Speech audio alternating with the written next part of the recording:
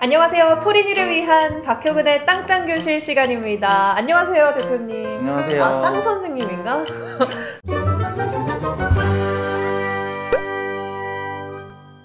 본격적으로 투자 원칙 이런 거 여쭙기 전에 그냥 궁금했던 거 간단하게 질의응답 시간 가져보도록 하겠습니다. 네.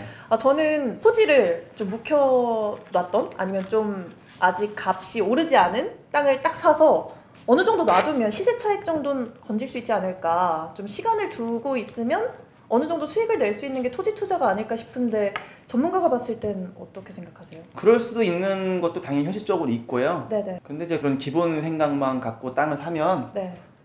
제대로 된 수익 못 볼 수가 많죠. 근데 뭐 예를 들어서 뭐 요즘에 뭐 이슈화돼 있는 그런 뭐 국회의원 아버지가 세종시 땅을 샀잖아요. 네. 그렇게 이제 호재성이 있고 이렇게 뜨겁게 달아오르는 지역 같은 경우는 그 시세 차익이 시간이 가면은 그 기한이익이 어느 정도 생기는데, 그 상태에서 토지 개발이라는 게 들어가면 더 많은 수익 극대화시킬 수가 있죠. 그러면 여기서 질문이, 투자와 투기를 가르는 기준이 있을까요? 투기는 이제 사회적으로 봤을 때는 불법성이나 위법성이 농후하면은 투기성으로 두는 게 이제 사회적인 시각이고, 편견보다는. 그리고 또 이제 아무것도 모르는 무지한 상태에서 본인이 지식도 없이 돈을 베팅하게 되면은 그거는 투기로 제가 보고요. 정보 없이 그냥 정보 도박성으로? 본인이 경험과 지식을 하지 않고선 공부를 하지 않고선 돈을 투여했다면 저는 그거를 그냥 도박이라고 보거든요. 그럼 도박은 투기잖아요. 네. 그래서 그런 것도 투기고, 반대로 얘기하면은 본인이 공부를 했고 경험을 했고 본인이 그 이론과 실무에 대한 공부에 의해서 돈을 베팅했다면은 자기가 알고 한 거기 때문에 그건 투자라고 봐야겠죠. 자기만의 원칙을 세워서 그거대로 투자를 했다면 그건 투기가 아니라 투자다라고 말씀해 주신 네, 거죠? 자기만의 그 투자 원칙을 세웠다는 건 공부했다는 뜻이고, 그럼 투자죠. 박효근의 땅땅교실!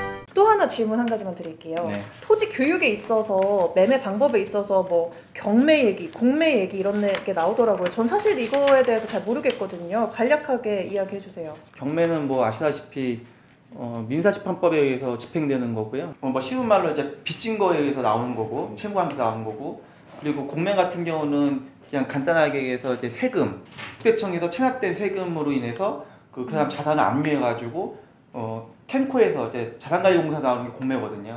절차 방식도 틀린 게 뭐냐면은, 경매는 이제 법원을 가서 직접 가서 받아야 돼요. 법원 가서. 경매는 법원 직접 가야 되는데, 공매 같은 경우는 법원을 갈 필요가 없어요. 공매는 그냥 인터넷상으로 온비드라는 사이트가 있어요. 온비드라는 사이트에서 그냥 인터넷상으로 이 클릭으로 인해서 그 입찰받는 게 공매예요. 그래서 공매 같은 경우는 굳이 안 움직여도 컴퓨터만 있으면 돼요. 요즘 같을 때는 하도 유동자금이 많으니까 경매 시장 가면은 법원 가면은 서 있을 자리가 없어요. 요즘엔요. 그 물건 하나 낙찰해봤는데 엄청난 경쟁이 지금 빗발치는 걸로 저도 지금 보고 있고 느끼고 있고, 오히려 일반 매매보다 비싸게 팔린 것도 많고, 요즘 같을 때 경매가 이렇게 좋다고 저는 보진 않아요.